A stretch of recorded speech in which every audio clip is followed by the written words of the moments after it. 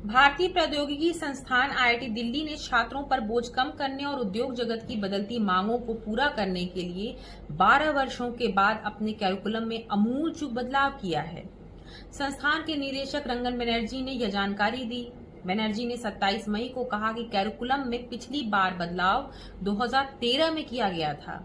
उन्होंने कहा कि उद्योग जगत की मांगें तेजी से बदल रही हैं। एआई एक नया उभार है और स्थिरता पर ध्यान केंद्रित किया जा रहा है।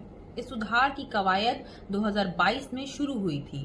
पिछले कुछ सालों में हमने हितधारकों से व्यापक प्रतिक्रिया ली है। हम अपने पूर्व छात्रों, विद्यार्थियों से बात कर रहे हैं। हमारे फैकल्टी उद्योग और समाज से जुड़े हुए हैं।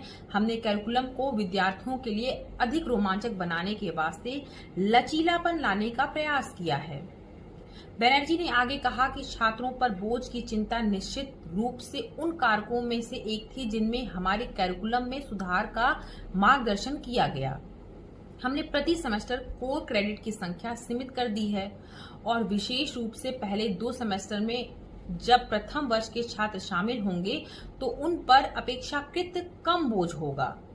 हमने यह भी देखने की कोशिश की कि पिछले वर्ष के जो क्लासेस हैं उन्हें कम किया जा सके। उन्होंने कहा कि पिछले 2 सेमेस्टर के लिए क्लासेस अब 300 की बजाय 150 होंगी ताकि अधिक व्यक्तिगत ध्यान सुनिश्चित किया जा सके।